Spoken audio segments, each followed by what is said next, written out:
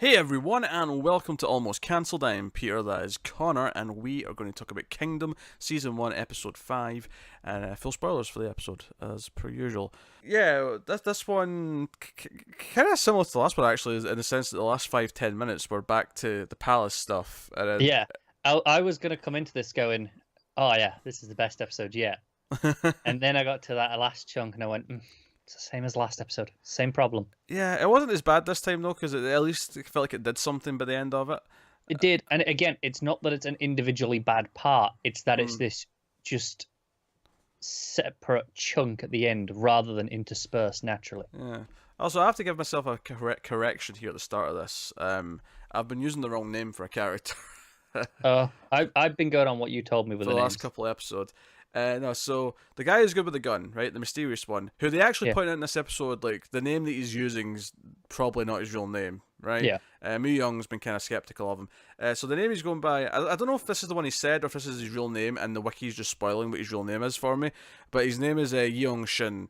I've been calling him Bio-meal, who is actually, I think, the younger Cho. That's his like other, obviously he's not his surname, but right? He's like, these names were hard, right? One was bound to be wrong, so I apologize. But so it's Young-shin. I'm pretty sure we've been good in the rest though.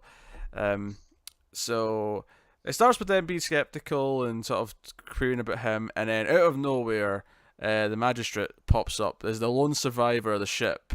In fact, COB kind of like freaks out because she thinks it's a zombie, and then they all come round to her aid, and it's just him just stumbling out of the long grass, just looking like a tit. All the shots of the ship being found were gorgeous.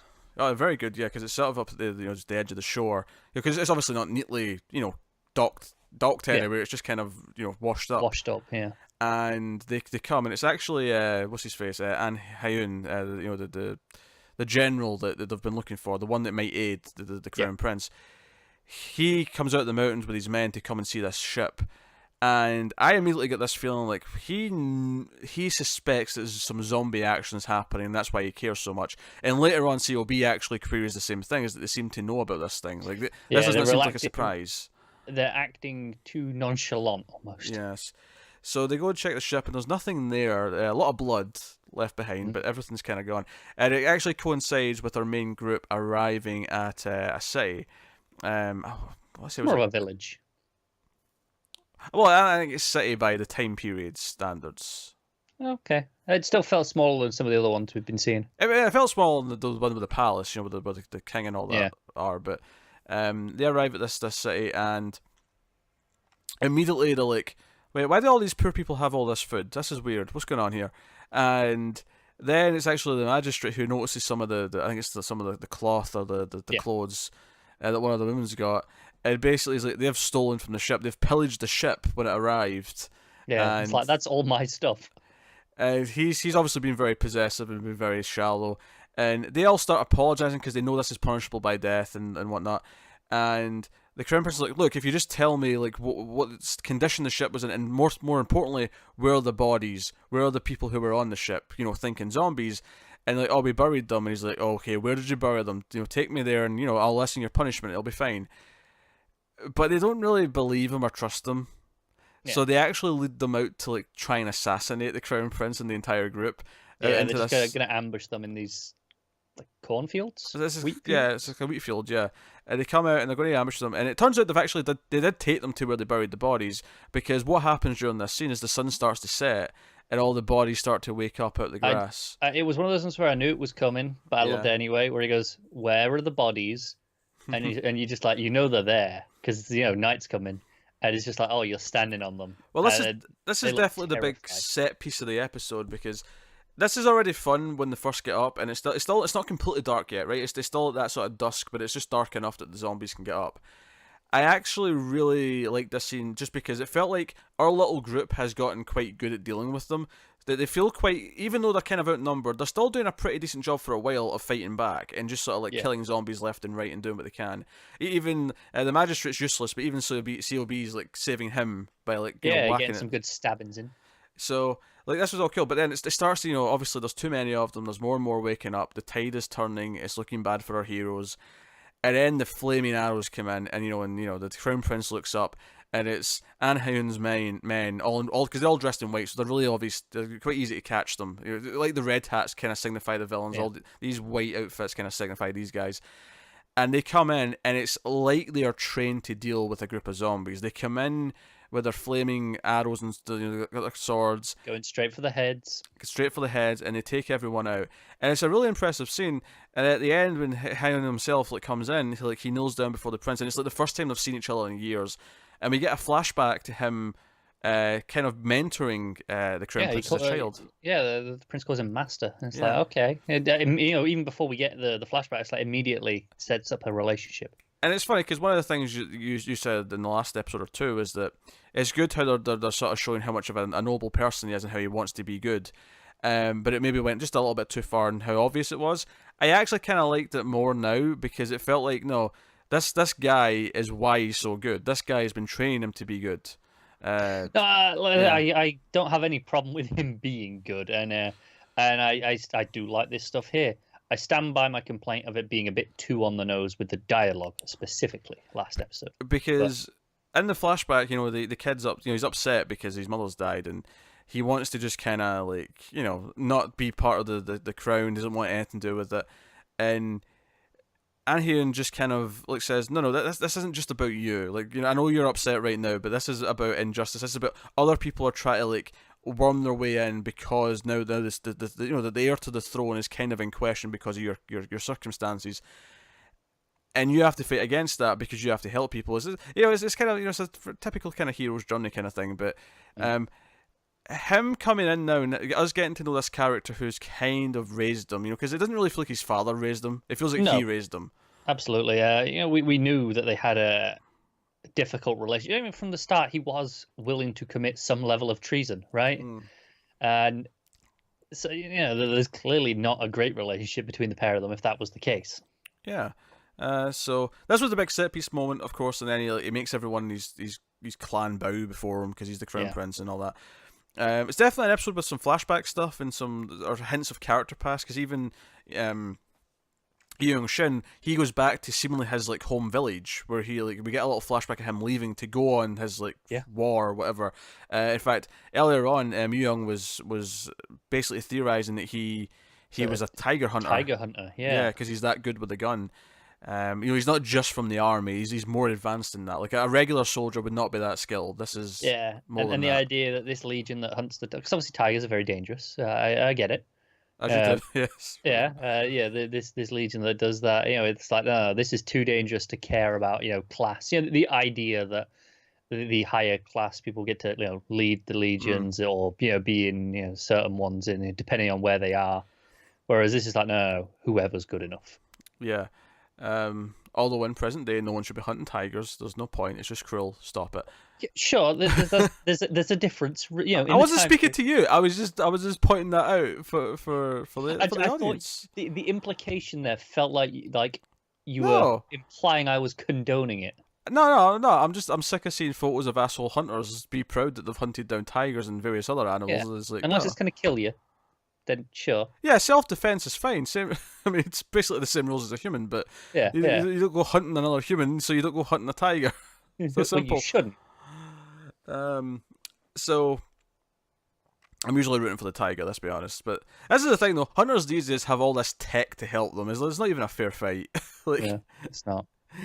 You go in with your bare hands and see if you come out winning, and then we'll talk. What was that? There was a guy who was a runner. It was like a mountain lion or something recently, and he strangled it. Basically, he was running, and it triggered the hunting instincts of the lion.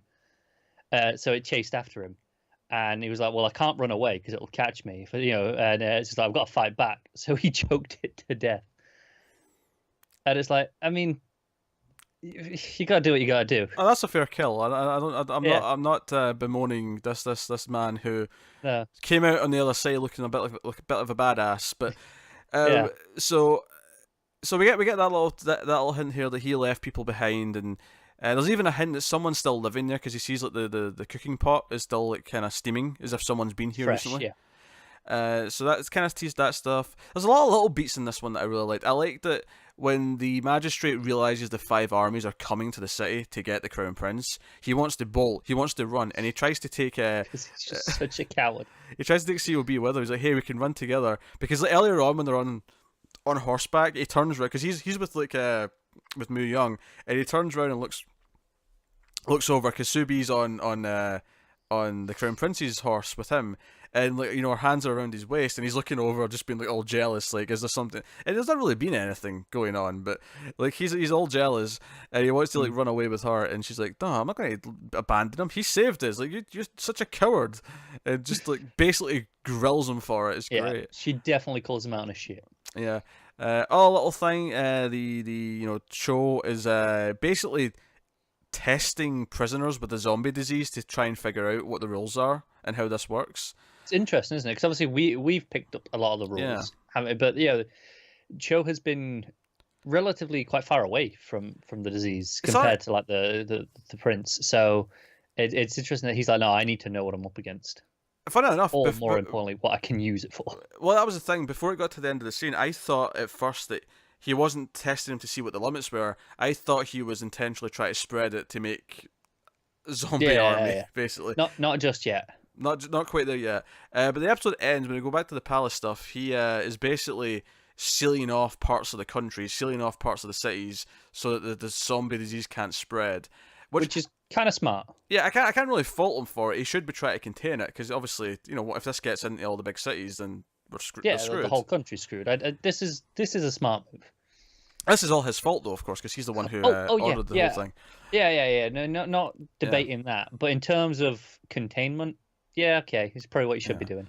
But they've basically admitted to everyone that the king's unfit to rule, so the queen's now in rule until the new heir is born. So yes, she is queen regent. So that's kind of it. It ends with all big epic music as all the armies are shutting all the big doors and all the rest of it. So I'm sure this segregating the country up into pieces is probably going to be a big plot point. Maybe more in season 2, as our heroes are trying to get from section to section, perhaps. I would have thought so. I can see that being quite a big deal. But that another scene that I really liked, and it's one of those things where it took me a couple of seconds to get what the scene was, but once I did, and it had the extra gut punch at the end. But basically, it's like we get this scene, and it's like all these pregnant women, right, and they're all eating. Given free food, and they're getting free food, and they're all talking about, okay, why is the Commander Cho doing this? Why are they all doing this?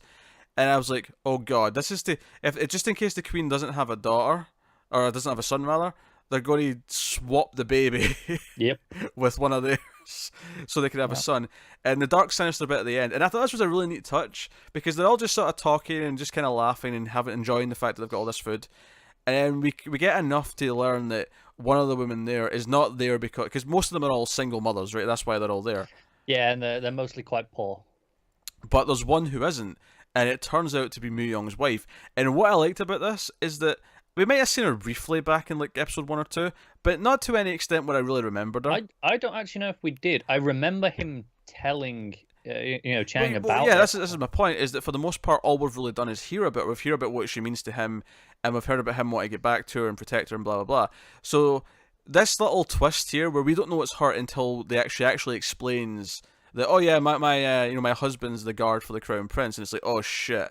And immediately I'm like, well, of course hers is the baby they're going to want to take, because we have to be terrified that Mu Young's kid's going to be kidnapped and taken for the heir to the throne. So like I was like, all right, that was a really effective little scene, because I think we haven't seen her the entire time. It was like, okay, that was a neat little twist.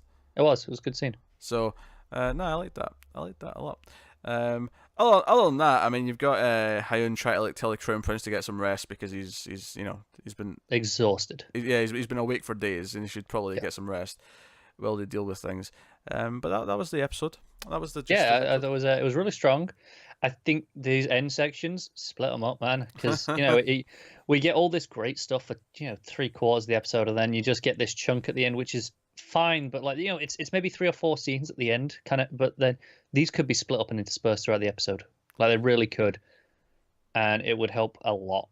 Yeah, this one felt less split upable, if you want to call it that. Just because it felt like the announcement of the Queen's Soul ceremony going into the First Order, which was sealing off the cities, all felt kind of like it was happening. Okay, sure, those together. two, but then like you had the bit with Young's wife just before that, right? That could have been at the start of the episode. That was a good scene though. I mean, and No, no, that was a little bit earlier. That wasn't right before it. Was it not? I'm in No, my head. it went all back. kind of It went back to the other characters after that. It wasn't. Fair enough. I'd have had that probably at the start of the episode, and just to split it even further, just to get some distance.